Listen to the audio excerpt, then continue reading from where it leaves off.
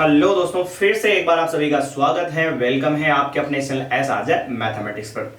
मेरे प्यारे मित्रों, इस वीडियो के अंदर मैं आपके लिए लेकर आया हूं अपनी जो क्लास 10th है उसकी प्रश्नावली फर्स्ट, वास्तविक संख्याएं। हाँ जी मित्रों, वास्तविक संख्याओं पर अपन चर्चा करने वाले हैं और इस चैप्टर के प्रश्नों का अपन करने वाले हैं पोस्टमार्टम।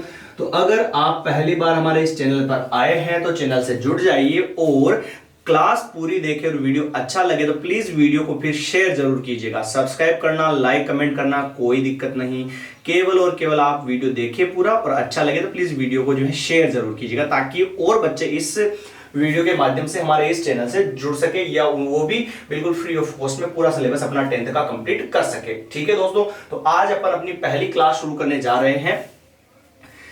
चैप्टर का नाम है वास्तविक संख्याएं। तो वास्तविक संख्याएं क्या होती है देखिएगा ध्यान से। वास्तविक संख्याएं क्या होती है समझिएगा। ये वास्तविक संख्या जो है इसका चार्ट ऐसे होता है, इसमें दो पार्ट होते हैं। एक होता है परिमेय संख्या और दूसरा होता है अपरिमेय संख्या। एक होता है परिमेय संख्या और दूसरा होता है अपरिमेय संख्या। परिमेय संख्या में दो चीजें आती है बेटा। परिमेय संख्या में कितनी चीजें आती है? दो चीजें आती है। एक तो आती है अपनी क्या बोलते हैं इसको, दशमलव संख्या, और दूसरी आती है पूर्णांक संख्या। एक तो आती है दशमलव संख्या और एक आती है पूर्णांक संख्या। फिर पूर्णांक संख्या में आते हैं ऋणात्मक मान, ऋणात्मक पूर्णांक, और इधर आते हैं जीरो से अनंत। जीरो से अनंत को क्या बोलते हैं?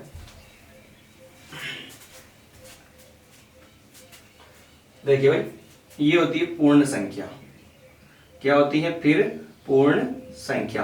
पूर्ण संख्या में आता है बेटा, एक तो आता है जीरो या शून्य और इधर आता है प्राकृत संख्या। ये थोड़ा सा दिमाग में आप रखिएगा, ये थोड़ा सा होता है चार्ट जो मैंने बता दिया आपको। अब इसके बारे में अपन चर्चा करते हैं कि वास्तविक संख्या क्या है, परिमेय क्या है, अपरिमेय क्या है, पूर्णांक संख्या क्या होती है, पूर्ण संख्या क्या होती है और प्राकृत संख्या क्या होती है, इसको किससे क्या दर्शाया जाता है, उन सभी के बारे में अपन यहाँ पर चर्चा करने वाले हैं। ठीक है ना भाई। तो वास्तविक संख्या क्या होती है? वास्तविक संख्या वह संख्या, प्रत्येक वह संख्या जिसका संभावित मान हो, प्रत्येक वह संख्या जिसका संभावित मान हो उसे अपन क्या कहते हैं? वास्तविक संख्या कहते हैं। क्या गुरुजी आगे वास्तविक संख्या से ऊपर भी कोई संख्या होती क्या? हाँ जी होती है, पर उससे कोई लेना देना अपना है नहीं। अपने चैप्टर का नाम है वास्तविक संख्या, तो जितना ज्ञान चाहिए उतना अपन ग्रहण कर लेंगे तो भी बहुत बहुत गणे अच्छी बात है। ठीक है ना। अपन से कोई फेफड़ा पढ़ाई नहीं हुआ है ना। यूं कहेगा वीडियो को लाइक कमेंट शेयर कर दीजिएगा, चैनल को सब्सक्राइब कर दीजिएगा। नहीं, इतना नहीं, आराम से शांति से पढ़ो, मस्त पढ़ो, व्यस्त रहो। ठीक है। और रिवीजन 1 बाय 1 करके रेगुलर करो तो आराम से चलेंगे। अपन वास्तविक संख्या एक ऐसी संख्या यानी कि प्रत्येक संख्या जिसका संभावित मान हो उसे अपन क्या कहते हैं? वास्तविक संख्या। गुरुजी वास्तविक संख्या में आता है परिमेय और अपरिमेय। प्यारे बच्चों, परिमेय संख्या आपने 7th 8th 9th में पढ़ रखी है, नहीं पढ़ रखी है तो भी घनी अच्छी बात है, मैं वापस बता देता हूं। परिमेय संख्या होती है जिसे हम P बटेवा Q के रूप में लिख सकते हैं, उसे अपन क्या बोलते हैं बेटा? परिमेय संख्या बोलते हैं। उसके बाद में अपरिमेय संख्या, वह संख्या जिसे P बटेवा Q के रूप में नहीं लिख सकते गुरुजी, वो अपरिमेय हो जाएगी। फिर परिमेय में आता है दशमलव और पूर्णांक। दशमलव में यानी पॉइंटों वाली जो वैल्यू होगी, यानी कि दशमलव यानी कि पॉइंटों यानी कि भिन्न वाली, बटेवा वाली जो संख्या है वो अलग चली जाएगी। ठीक है। और फिर इसके बाद में पूर्णांक संख्या माइनस अनंत से लेकर प्लस अनंत तक की जो भी 1 2 3 4 5 ऐसे जो संख्या होती है वो किस में आती है? पूर्णांक में आती है गुरुजी। पूर्णांक के अंदर उसके बाद में आता है ऋणात्मक और पूर्ण संख्या। ऋणात्मक में तो चले जाते हैं माइनस की सारी संख्याएं उधर चली जाती हैं और उसके बाद में इधर आ जाता है पूर्ण संख्या। पूर्ण संख्या प्यारे बच्चों स्टार्ट होती है 0 से और अनंत तक। 0 1 2 3 4 5 6 7 8 9 डॉट अनंत तक जो होती है वो क्या होती है बेटा? पूर्ण संख्या होती है। अब इसके बाद में क्या बात करें अपन, तो पूर्ण संख्या जो होती है 0 से कहां तक होती है? 0 और प्राकृत संख्या होती है। 0 तो शून्य अलग निकल जावे, शून्य जो है वो अलग निकल जाता है और प्राकृत संख्या क्या हो जाती है? अलग आ जाती है। प्राकृत संख्या अलग आ जाती है। प्राकृत संख्या में क्या होता है? 0 से 0 अलग हो गया, फिर 1 2 3 4 5 6 7 8 ऐसे डॉट अनंत तक जो चलती जाएगी वो क्या होगी? अपनी प्राकृत संख्या हो जाएगी। तो ये था वास्तविक संख्याओं के बारे में थोड़ा सा नोटेशन, जो आप एक बार इसका स्क्रीनशॉट उठाइए। फिर इसके बाद में जो है अपन बात करते हैं इसकी परिभाषाओं की। ठीक है भाई, तो उठाइए एक बार स्क्रीनशॉट, फिर इसके बाद में अपन बात करें परिभाषाओं की। ठीक है, चलिए। हाँ जी, तो अब चार्ट के बाद में अपन बात करते हैं वास्तविक संख्या की परिभाषा और उससे नीचे जो अपन ने लिखा उनकी भी परिभाषा, वो भी अपन नोट कर लेते हैं, फिर उसके बाद में बढ़ेंगे प्रश्नावली की तरफ। तो फर्स्ट जो अपन ने लिखा था वो थी अपनी वास्तविक संख्या। वास्तविक संख्या, वास्तविक संख्या की परिभाषा क्या थी?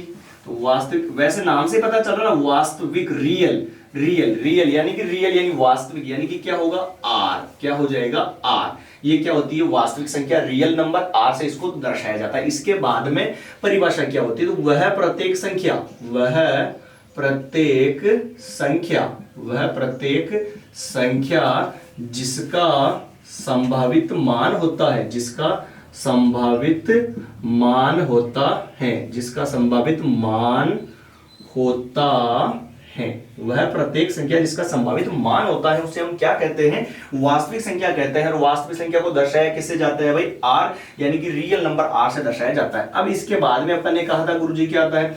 वास्तविक संख्या के बाद में दो डिवाइड थे, एक तो था परिमेय और दूसरा था अपरिमेय। परिमेय संख्या क्या होती है? अपन ने 7th 8th और 9th में सब में पढ़ रखा है। परिमेय संख्या, परिमेय संख्या इसको दर्शाया जाता है क्यू से, परिमेय संख्या को दर्शाया जाता है क्यू से। और परिमेय संख्या की डेफिनेशन क्या होती है? वह संख्या जिसे, वह संख्या जिसे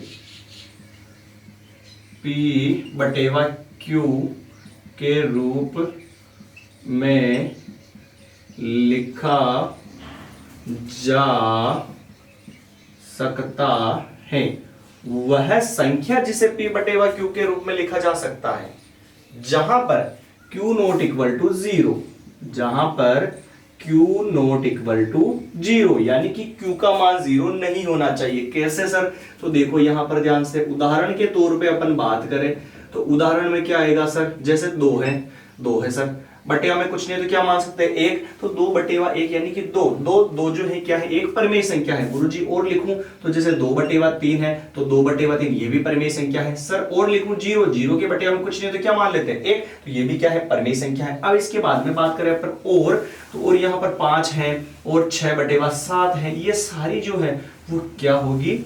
परिमेय संख्या होगी।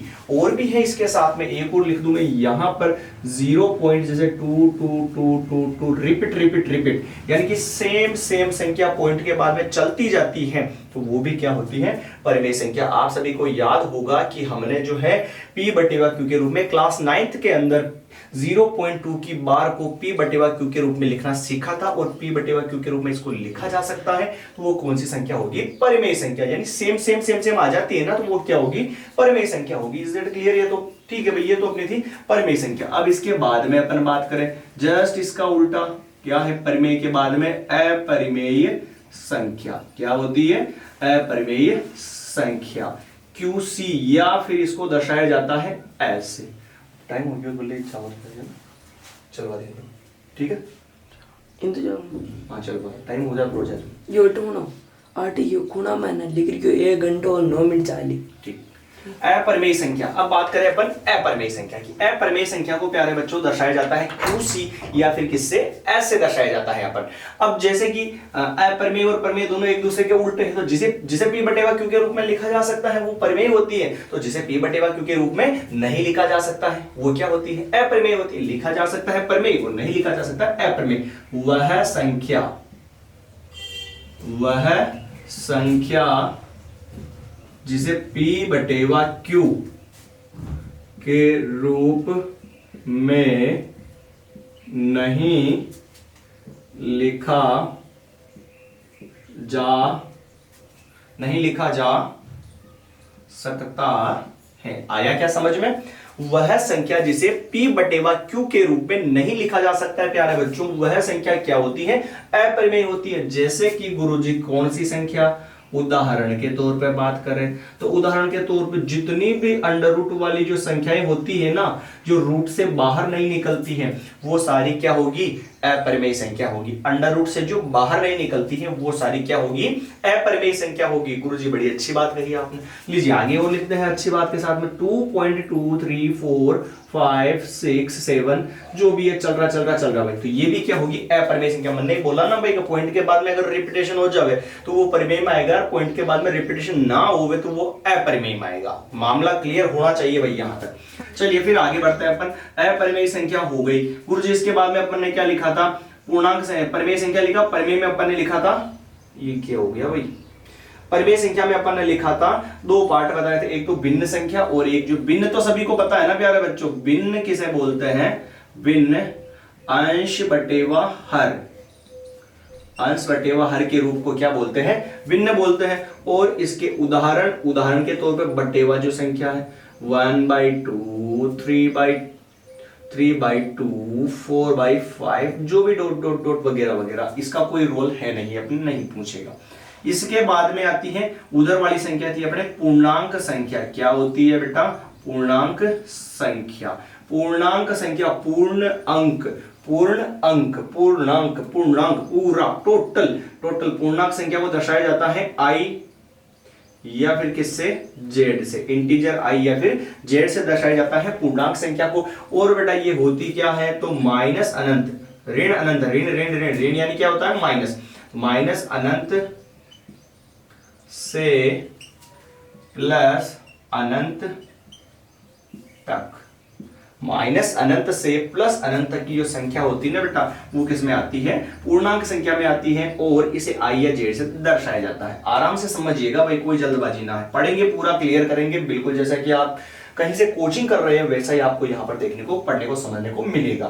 थोड़ा सा शांति से समझे, जरूर समझ में आएगा। एक क्लास से आप डिसाइड नहीं कर सकते कि आपको समझ में आ रहा है या नहीं आ रहा है। कुछ बच्चे कमजोर भी होते तो उनके लिए थोड़ा स्लो भी चलना पड़ता है, और कुछ बच्चे इंटेलिजेंट होते तो उनके लिए भी स्लो ही चलना पड़ेगा, क्योंकि स्लो पहले जरूरी है, क्योंकि जो कमजोर होते हैं उनके लिए जरूरी है, बाकी इंटेलिजेंट तो पढ़ लेते हैं एक ही बार में। फिर पूर्णांक संख्या के बाद में आएगा पूर्ण संख्या होती है। पूर्ण संख्या, शून्य तो अलग निकल गया था, नहीं निकला था इसमें से, इसमें पूर्णांक पूर्ण संख्या में आएगा। पूर्ण संख्या को दर्शाया जाता है w, यानी कि पढ़ा ना दमाल में, देखा ना, बड़े w के नीचे बहुत सारा खजाना छुपा हुआ था, वो मामला इधर है। पूर्ण संख्या को दर्शाया जाता है w से, w यानी कि होल नंबर w से दर्शाया जाता है, और वो होती है 0 से अनंत तक।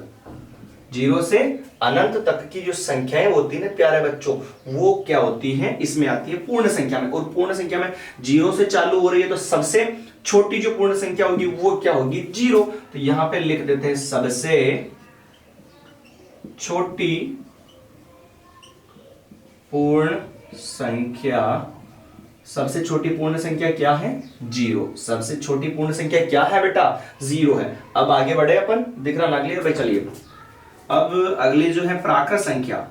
क्या है, प्राकृत संख्या। प्राकृत संख्या क्या है मुन्ना, प्राकृत संख्या है प्राकृत नेचुरल, प्रकृति नेचुरल यानी कि n फॉर नेचुरल n से दर्शाया जाता है।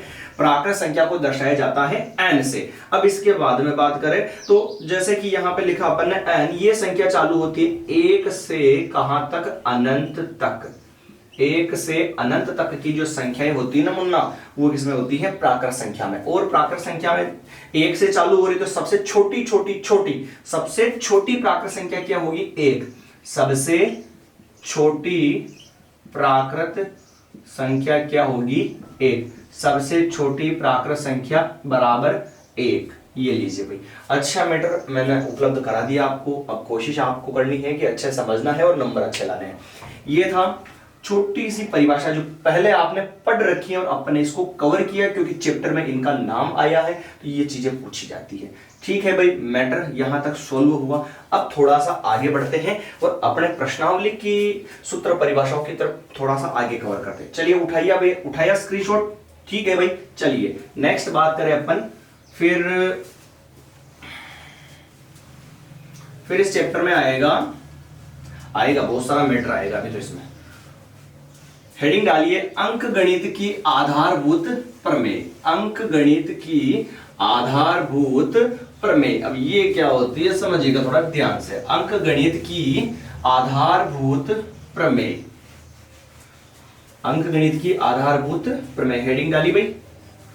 अच्छा सॉरी, आप लिख नहीं रहे हो, लिख लो भाई साथ के साथ, थोड़ा थोड़ा तो लिखते जाओ। समझना लिखना हो जाओ तो मजा आ जाओ। वैसे समझना तो अलग चीज है, आप बैठे बैठे समझोगे तो अच्छी बात है, पर अभी सूत्र परिभाषाएं नॉर्मल चल रही है तो लिखते जाओ तो भी चलेगा, नहीं कि गुरुजी बाद में लिखो तो भी गणित अच्छी बात है, केवल ध्यान आपका और फोकस इधर होना चाहिए।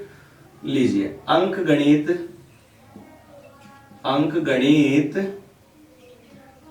की आधारभूत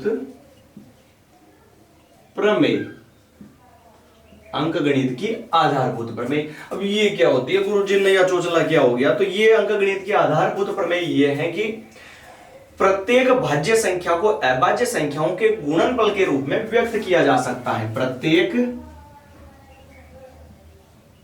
भाज्य